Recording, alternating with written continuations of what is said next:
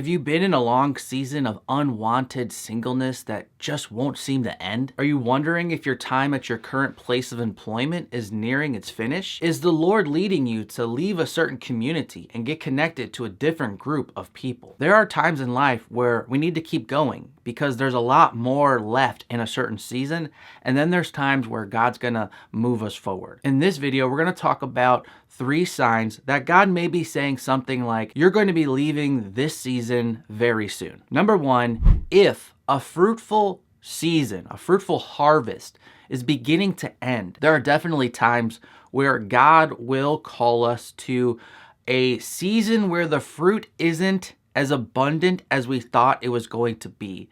There are times where God may call a minister to serve a hard-hearted people that the ground is just not fertile. But that doesn't mean God didn't send that person there to plant the seeds. However, in most cases, that's not the norm. If you're not reaping good fruit in a season, usually this would be a clear sign God wants you to move into a different season. If you get a clear word from God not to move on, that's one thing. But if no word from God comes telling you to stay in this fruitless season, the fruitlessness is a sign God is probably telling you this season should end soon and you should take efforts to move forward elsewhere. Notice that the persecution that the early church endured was used by God to scatter them into other places. Now, those who were scattered went about preaching the word. Notice too that Paul used his fruitfulness and opportunities in ministry as signs from God of where to travel to. It says in 1 Corinthians 16, 8-9, "But I will stay in Ephesus until Pentecost, for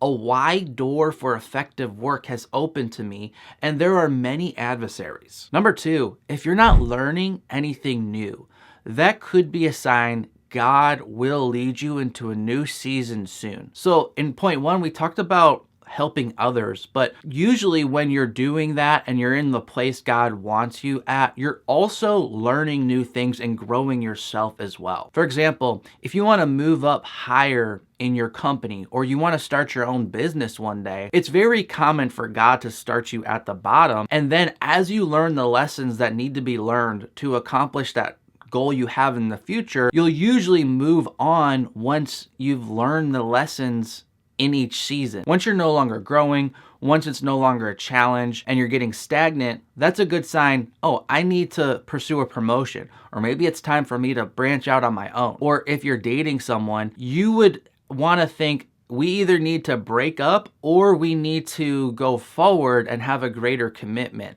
Because dating is not a season where you just try to remain where you're at. It's a season of trying to figure out if you should grow together. And if no growth is occurring, well, that's for one of 2 reasons. Either, hey, this is never going to happen, so we should just break up because dating endlessly is pointless. Or, hey, maybe we're stagnant because we need to move into the next season of a greater commitment towards each other, moving closer to marriage, which is the real point here. Notice what Hebrews 5:12 states. "For though by this time you ought to be teachers, you need someone to teach you again the basic principles of the oracles of God." This implies that a part of the problem is that they have not progressed into a new season. By remaining in the old season of just learning rather than teaching, they need to be taught again. So look at the effect this season's having on you. If you're still benefiting, that's a great sign you should probably just stay where you're at.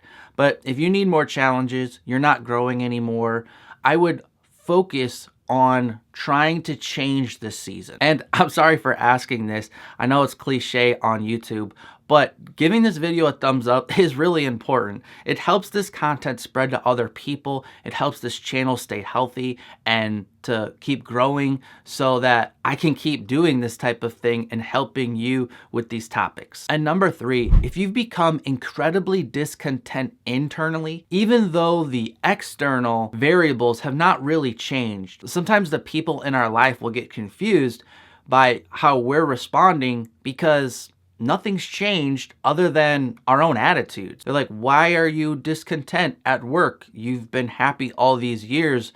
Nothing's changed at the company. Or maybe you used to be content with just being friends with that person, but now something's happened in you where you're realizing, no, I do want something more with that person. Or maybe you've always been happy to hang out with your old friends and have a good time, but something's changed in you recently, and you're looking to spend time with people who are doing something more productive, helping other people, and moving in the direction you want to move in life. In other words, while God certainly does speak through the external circumstances of our life, oftentimes He will just speak to us internally and give us a discontentment with what's going on that will trigger us to change our environments. Follow the Lord. No matter where you're at, God wants us to rejoice in Him always. While we can do that whenever we're in the presence of God, you want to make sure His presence isn't moving somewhere else and He's asking you to follow Him. If your joy is leaving, it could be because God is trying to move you forward and is inviting you into a new season with Him. Thanks so much for watching. I hope this was helpful content to you.